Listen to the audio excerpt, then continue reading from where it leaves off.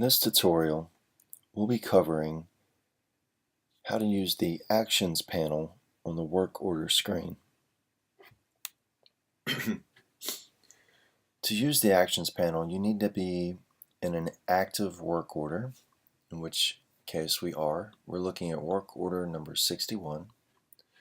You need to have a customer, a vehicle, and a few line items associated with that work order to be able to completely use the Actions panel on the work order screen. There's a few options within the Actions panel. We can update the work order, which this button in the future will be going away, and any updates or changes you make to the work order will be automatically saved, but for now that's not the case. We have this update work order button that must be used. You can cancel the work order to cancel any changes that you may have made to it. You can email the work order as an estimate, you can print the work order as an estimate, or you can email the work order as an invoice or print the work order as an invoice.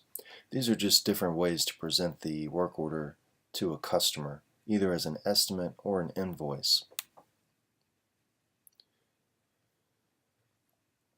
To demonstrate how the Update Work Order button works, we're going to add a line item. And this line item will be tire rotation.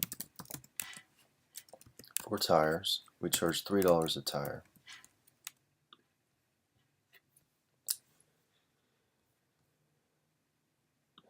I already had that one, so I'm going to try something different. This one is going to be a front wheel alignment, and we charge $29.99 for that.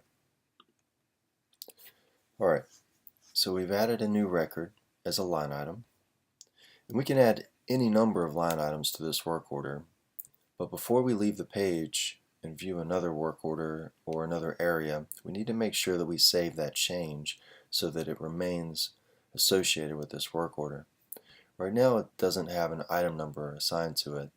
That lets me know that I need to update this work order. Click Update Work Order. Now it's attached to the work order. I've updated the subtotal. Taxes have been updated, and a new total has been defined for this work order. It looks like this customer has made a few payments in the past, and it's updated how much the customer still owes. That's how you update a work order. Anytime you change the customer or the vehicle associated with the work order or add a line item, you're going to need to click Update Work Order. To cancel any changes that you may have made, you can just click Cancel, and that won't save any changes that you've made. Now these features are different ways to share the work order with a customer. You can email it or print it, and we have two different formats for the work orders to be shared with a customer, either as an estimate or an invoice. It's really important when you're working with your customers to try to collect as much information as possible, because in the future we're going to be adding different ways to share work orders with customers, such as payment by email, text message alerts, and things of that nature.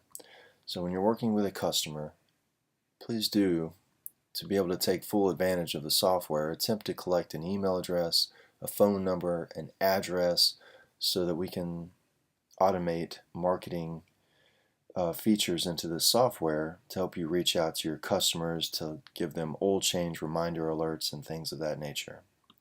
So if you want to email this to a customer, let's say this work order needs to go to Donald Trump, we'll email this estimate, and Donald Trump will receive that as an email. Or we could print it, and this sends the estimate straight to the printer.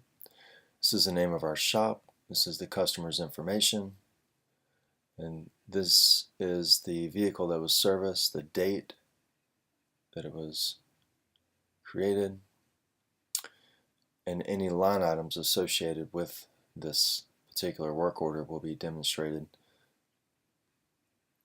I'm going to cancel that because I don't need to print it. As an invoice, you get the same thing, except now it's an invoice for auto repairs rather than an estimate.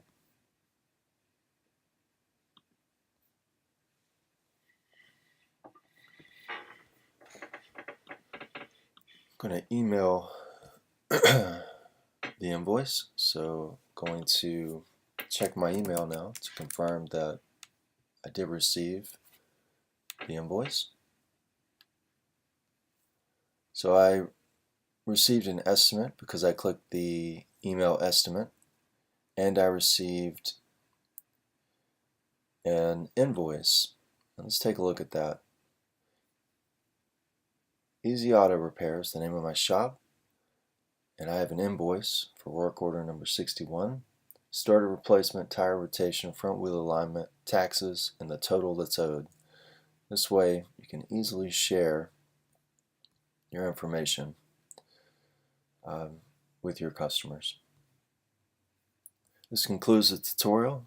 If you're still having trouble with this particular panel, please let us know. Without your feedback, we can't make this software better, and we are happy to hear from you.